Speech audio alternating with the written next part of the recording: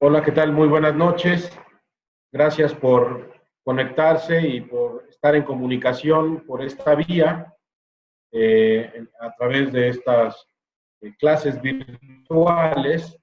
Aquellos que no hayan podido integrarse a tiempo podrán revisar la grabación de este video en la propia plataforma que tenemos. Bueno, brevemente, porque no habíamos tenido oportunidad de hacerlo por esta vía virtual, me presento, aunque ya lo hicimos en la plataforma. Mi nombre es Juan Carlos Espina, soy licenciado en Ciencias Políticas, tengo una maestría en Estudios Históricos y, pues como ya también les comenté, he tenido la oportunidad de haber servido tanto en la administración pública como en cargos de representación, en cargos de elección popular, tanto en la administración federal, les dije, colaboré en la Secretaría de Gobernación, colaboré en el Instituto Mexicano del Seguro Social, he tenido la oportunidad de formar parte de la administración municipal del Ayuntamiento de Puebla como regidor y además el privilegio de haber sido diputado federal en la 57ª legislatura y diputado en el Congreso del Estado de Puebla en la 58ª legislatura.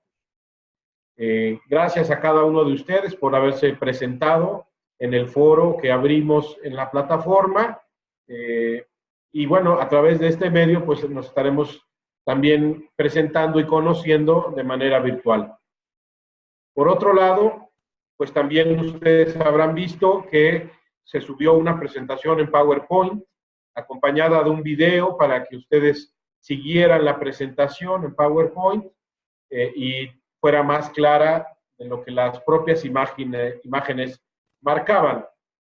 Voy a comentar, hacer un repaso de lo que ustedes ya vieron en esta presentación. Me parece que es muy importante porque para conocer la naturaleza del Estado, antes de entender una naturaleza jurídica, es importante conocer un poco ciertas visiones de la naturaleza sociológica que tiene el Estado. Sí está escuchando bien, ¿verdad? Sobre la naturaleza sociológica del Estado. Y a mí me pareció muy interesante presentarles esta evolución de la sociabilidad natural, cómo la sociabilidad natural va generando diversas instancias, valga la redundancia, de manera natural. Es decir, el ser humano, que a quien le es propio vivir en sociedad, a quien le es propio vivir en comunidad, incluso nace físicamente en una pequeña agrupación, comunidad, que es la familia. Y a lo largo de toda la historia de la humanidad y en todas las culturas y en todas las civilizaciones, más o menos este sentido gremial del ser humano se refleja después de la familia, porque las familias buscan naturalmente asociarse, buscan naturalmente resolver problemas comunes y van surgiendo y ha surgido en todas las culturas, civilizaciones y en toda la geografía de nuestro planeta estas pequeñas agrupaciones de familias que han recibido muchos nombres, desde la villa, las aldeas, hoy más comúnmente llamado todos municipios, como esta primera agrupación ya política, una pequeña comunidad política en donde las familias se agruparon para resolver problemas comunes. Y más allá o posteriormente a esta constitución de los municipios, a medida que las sociedades se volvían más complejas, con el correr de los siglos, paulatinamente, también las villas, las aldeas, los pequeños pueblos se fueron conformando, se fueron organizando, fueron ampliando su capacidad resolutiva, fueron ampliando la posibilidad de generar bienes comunes para los individuos y las familias, y se constituyeron también a lo largo de la historia de la humanidad y en todas las civilizaciones y culturas y a lo largo y a lo ancho del planeta, se fueron constituyendo estas agrupaciones de municipios que a su vez también tienen muchos nombres, comarcas, regiones, provincias, ¿no?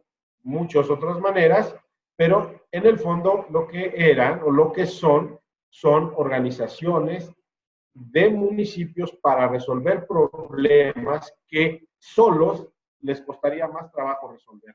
Agrupados, es más fácil encontrar un camino común.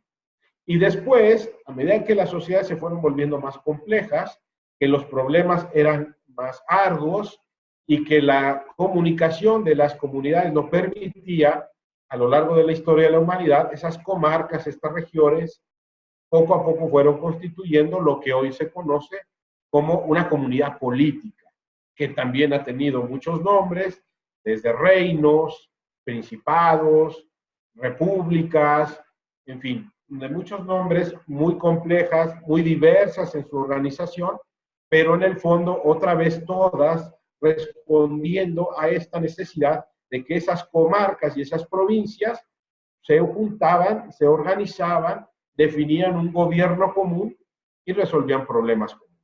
Entonces, esta evolución que me permiten ustedes hacer de esta sociabilidad humana y de la naturaleza del Estado, nos hace concluir varias cosas. Una es que las comunidades primeras en tiempo son primeras en derecho.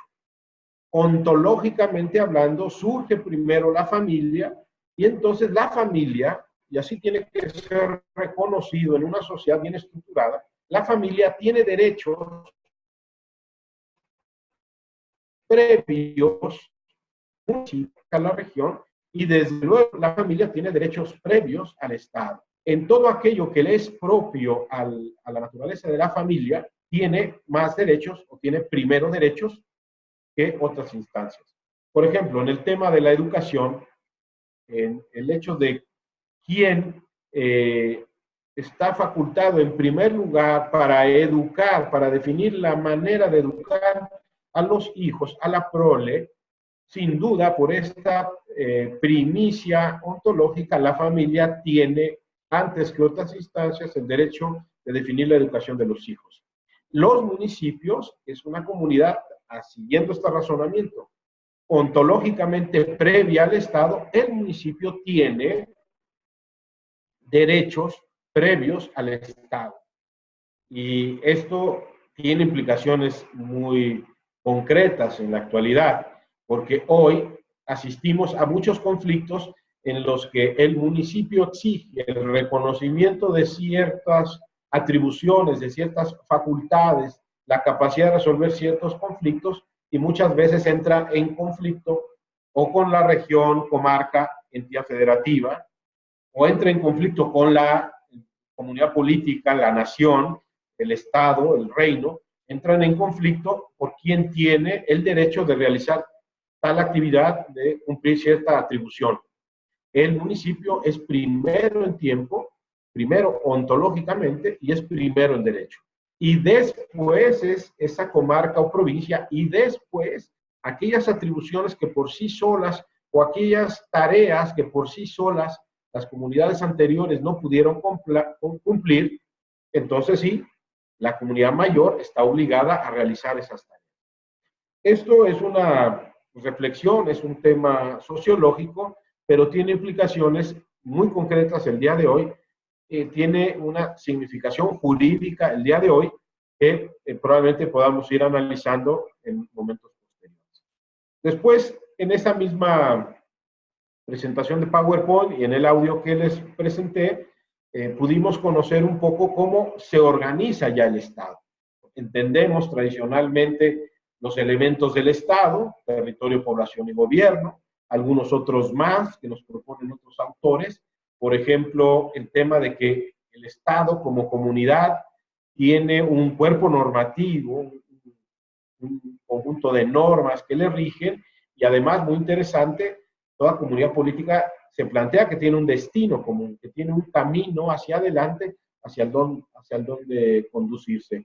Y entonces, el Estado, así entendido ya, en donde es esa comunidad de personas con un pasado común, que habitan en un determinado territorio y que tienen una serie de instituciones para gobernarse a sí mismo. El Estado, pues vimos en la presentación que tiene diversas formas de organizarse, desde el Estado unitario hasta el Estado compuesto. Y ya vieron ustedes los diversos tipos de forma que tiene el Estado de organizarse, ¿no? El Estado federado, el Estado centralista descentralizado, o el Estado unitario descentralizado, la comunidad de naciones, la federación de estados, en fin, muchas variantes que incluso vimos ya ejemplos en esa presentación.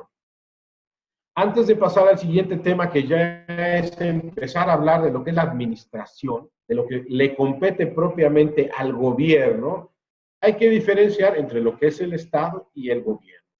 Pero incluso antes, vale la pena también que reflexionemos sobre la naturaleza jurídica, que dice la norma máxima que define la forma de organización del Estado. Y desde hace ya varios siglos, por la propia evolución de la comunidad política, de los antiguos reinos medievales, que se fueron volviendo más complejos, el surgimiento de una clase que no era la nobleza, era la representación de los ciudadanos, la evolución de las ideas en la Ilustración, todo eso se fue conformando, se fue sumando para que a lo largo de los siglos se fuera constituyendo lo que hoy se conoce como el Estado-Nación o el Estado nacional. Todos los países que hoy conocemos, que están en nuestro mapa actual, son Estados-Nación. Y el Estado-Nación, desde hace varios siglos, se define en sus elementos a través de una norma máxima que los países se dan, que es la Constitución. En México, nuestra Constitución, que tiene un nombre muy largo, Constitución Política de los Estados Unidos Mexicanos, contiene los rasgos que le dan característica propia al Estado mexicano. Por eso les he propuesto una tarea, un trabajo, para que ustedes analicen algunos artículos de nuestra Constitución mexicana que nos describen la forma en que se debe organizar el Estado mexicano. Por cierto, que de la Constitución Política de los Estados Unidos Mexicanos, pues casi en copia se instituyeron, se elaboraron las constituciones políticas de los estados o de las entidades federativas que conforman a nuestra república. Esta tarea y este trabajo que les he dejado es que ustedes busquen el par de un artículo de la Constitución mexicana, su par en la Constitución del Estado de Puebla. Ustedes encontrarán que algunos artículos incluso son casi copias literales. De un artículo de la Constitución mexicana encontrarán su copia casi literal en la Constitución del Estado. ¿Por qué? Porque estas partes, estos capítulos de las constituciones nos quieren describir, nos definen cómo se organiza el Estado. Primero, el Estado mexicano como un Estado nacional y después las entidades federativas o estados de la República.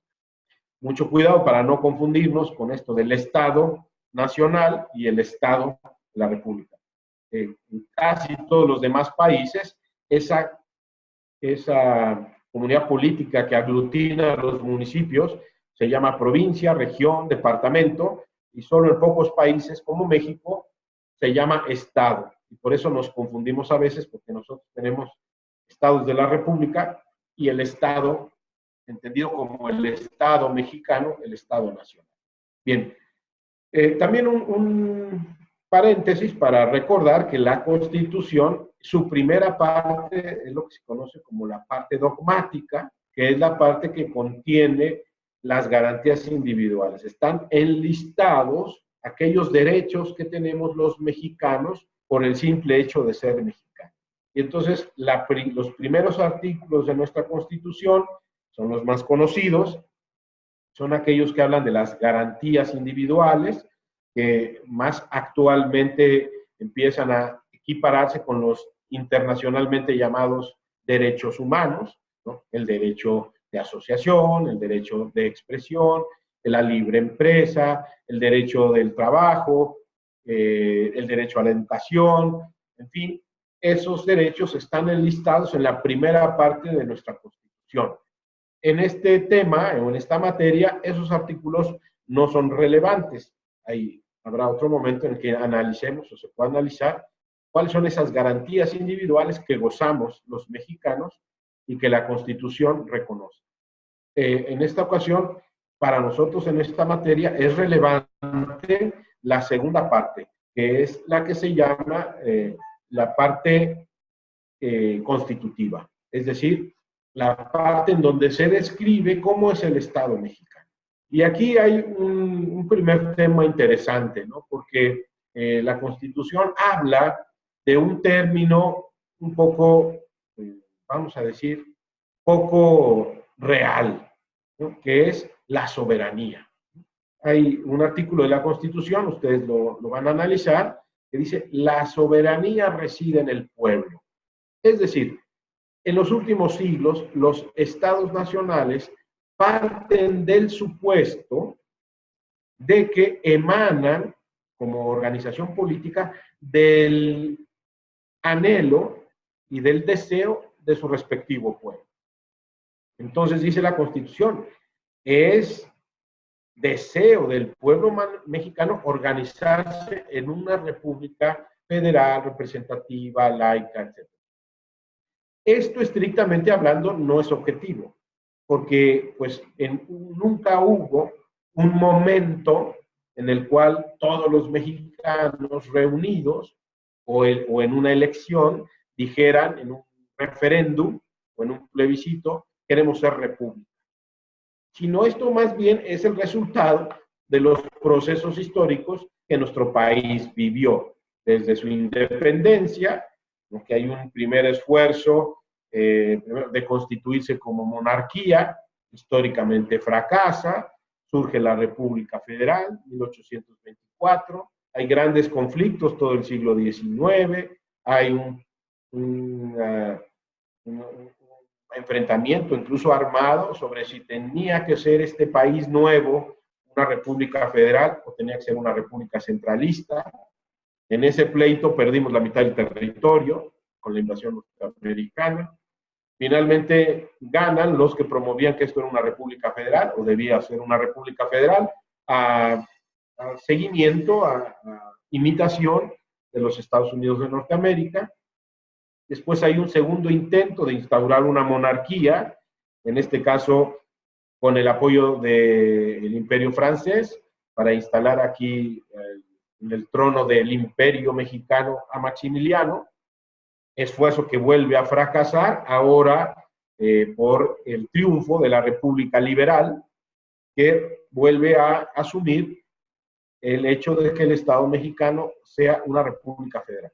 Y entonces, desde 1862, propiamente con el triunfo de la República restaurada, el debate formal y legal sobre qué tipo de Estado tenía que ser México quedó zanjado. Desde 1862, con el triunfo de la República Liberal, la República restaurada, México ha sido, por lo menos nominalmente, una república federal.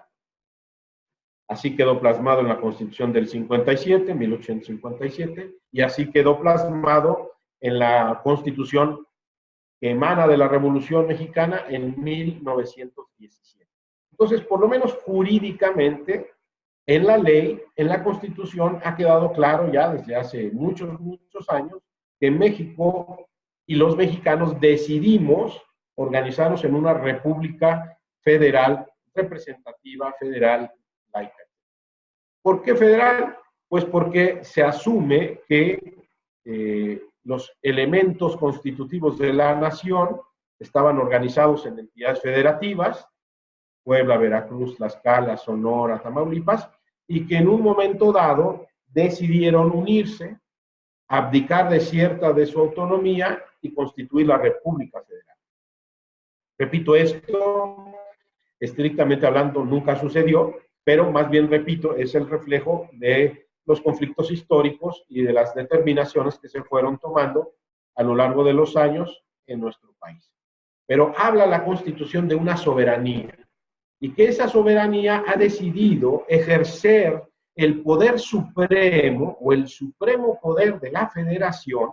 Ese es otro término un poco mítico un poco mitológico, ¿no? ¿Dónde está el supremo poder de la federación, ¿no? Es así como de la guerra de las galaxias, ¿no? El supremo poder de la federación. Nos dice la Constitución que la soberanía reside en el pueblo, que el pueblo determinó en un momento dado constituirnos en una república federal y que el supremo poder de la federación se ejerce a través de tres poderes. Y esta es una definición que ya vamos aterrizando y que me parece importante que analicemos. Según la Constitución, en algún momento dado, el anhelo del pueblo se manifestó para que nuestro Estado estuviera organizado de acuerdo a los lineamientos de la Ilustración francesa, particularmente de Montesquieu, que ustedes ya leyeron, en donde dice que la mejor forma de organizar un Estado es que las funciones fundamentales no las realicen una sola persona o una sola entidad, sino que las tres funciones fundamentales de todo Estado, enlistó Montesquieu, la función ejecutiva, la función legislativa y la función judicial, cada una de estas funciones se asumiera como responsable una persona o una entidad diferente. Y entonces la Constitución señala que la función ejecutiva,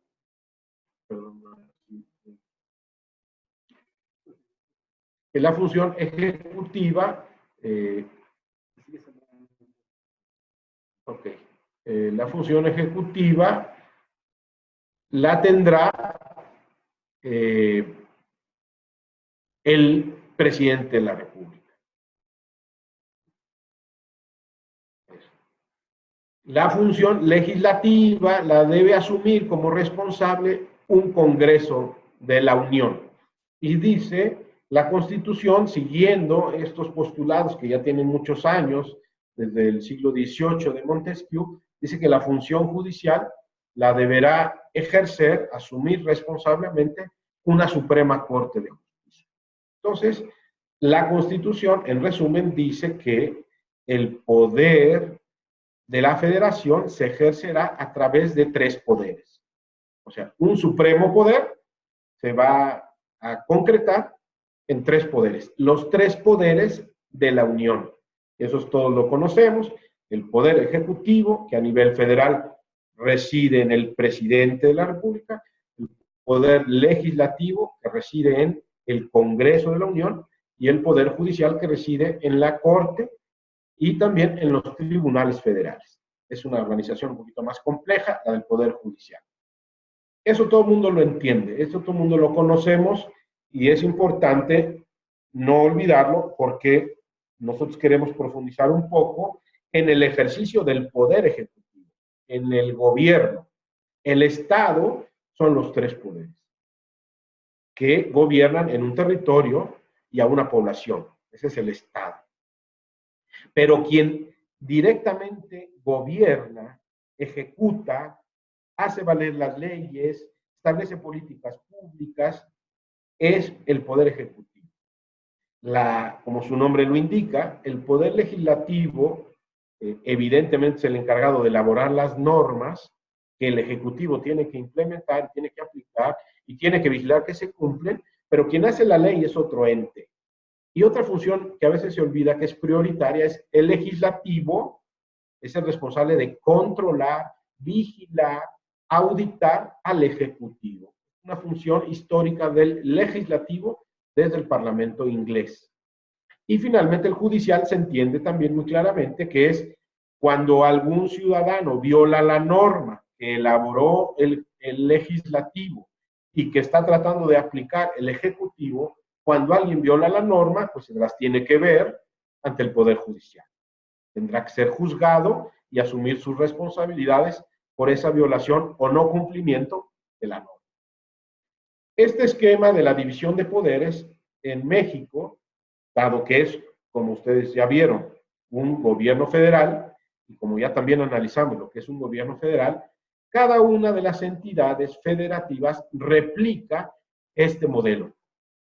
Así, en cada uno de los estados de la federación, encontramos que hay un poder ejecutivo, hay un poder legislativo y hay un poder judicial. Y lo mismo dice la Constitución de cada estado. En un momento mítico o desconocido, el pueblo del estado de Nayarit decidió darse un gobierno republicano, ¿no? Estar sujeta a la Constitución federal, pero además ejercer ese supremo poder en el poder legislativo, el poder ejecutivo y el poder judicial. Ahí está el fundamento para que en cada estado, por lo menos nominalmente y jurídicamente, porque a veces la realidad choca con estos planteamientos, pero por lo menos jurídicamente, constitutivamente o constitucionalmente, en cada estado de la República hay un poder ejecutivo, un poder legislativo y un poder judicial. El titular del ejecutivo en cada entidad, como todos sabemos, no se llama presidente del estado, sino se llama gobernador del estado. El poder legislativo reside en una entidad que se llama Congreso del Estado. Y el poder judicial en cada estado recae en un tribunal superior de justicia y en jueces locales o jueces estatales.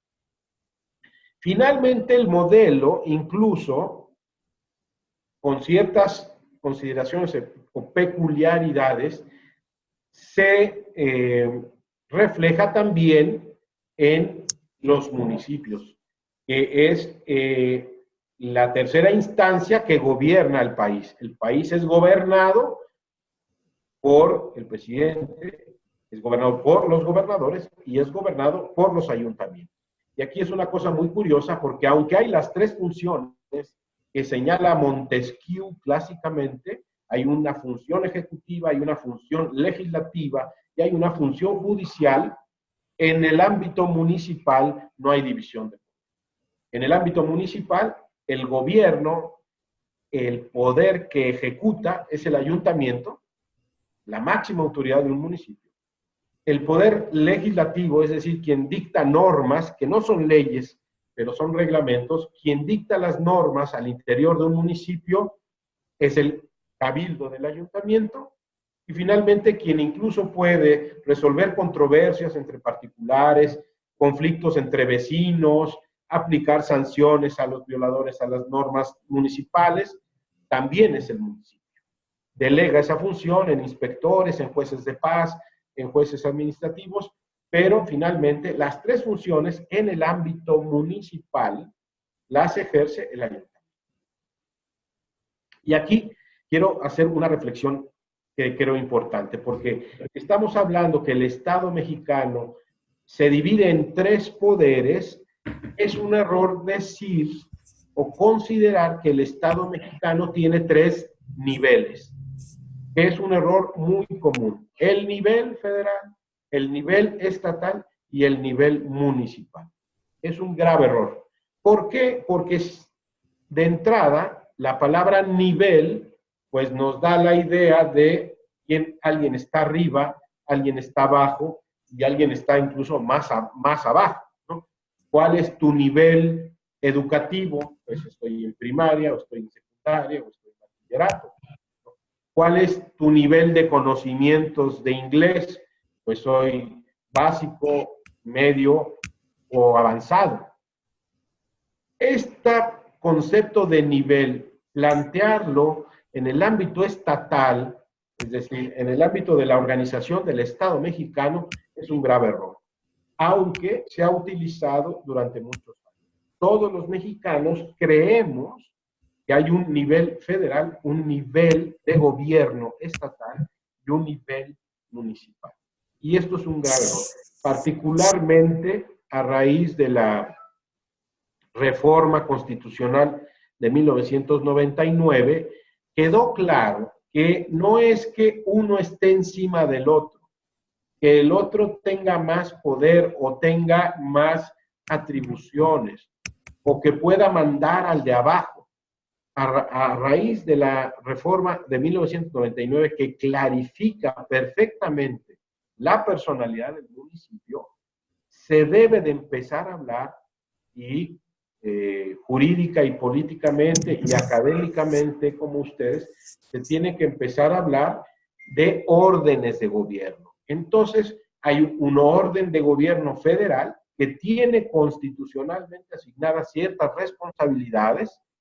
Hay un orden de gobierno estatal que constitucionalmente tiene asignadas y fijadas sus responsabilidades, y hay un orden de gobierno municipal que tiene asignadas claramente cuáles son sus responsabilidades, y ni el orden estatal ni el orden federal pueden entrometerse en esas responsabilidades y atribuciones que son del orden municipal.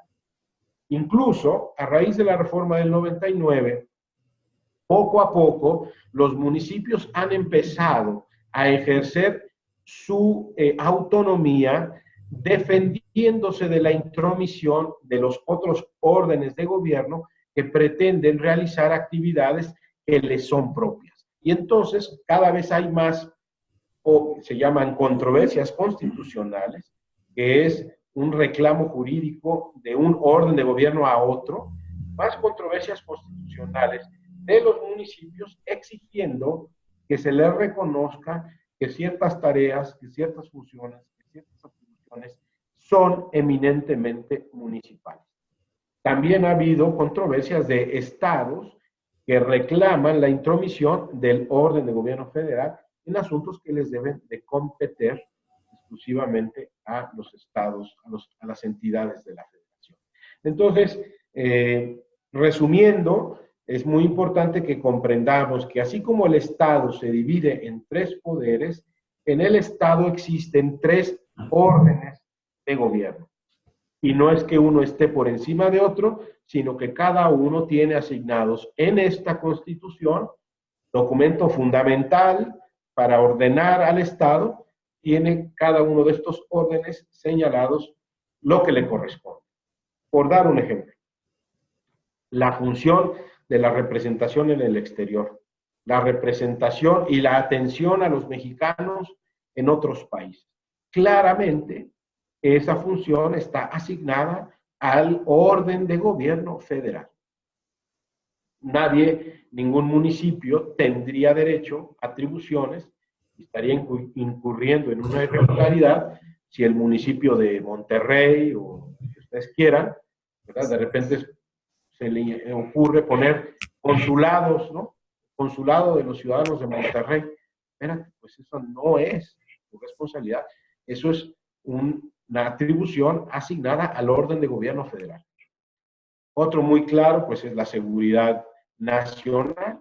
¿Quién tiene la responsabilidad de velar por nuestras fronteras, por la integridad de nuestro territorio, por la seguridad de todos los miembros de la nación? Pues evidentemente el orden de gobierno federal.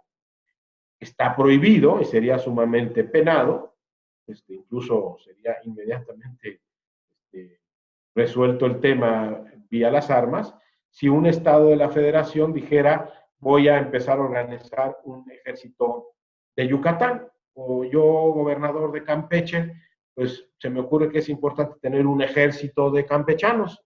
Pues desde luego, inmediatamente la federación intervendría y pues todos a asumir sus responsabilidades en la cárcel. ¿Por qué? Porque en la Constitución está señalado con toda claridad que esa es una atribución, una responsabilidad del orden de gobierno federal.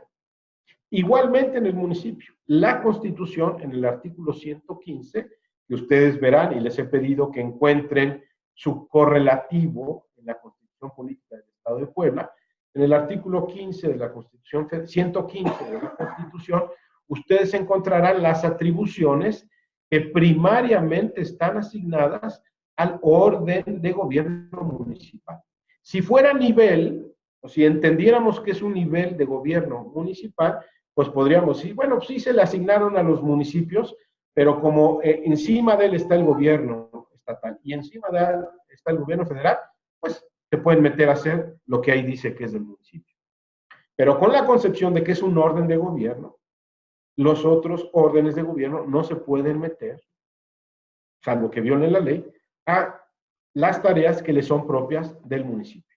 Por ejemplo, los servicios públicos municipales, los elementales, alumbrado, vialidades, drenaje, alcantarillado, agua potable, rastro, mercados, etcétera, etcétera. Esos están en la Constitución asignados prioritariamente al orden de gobierno municipal.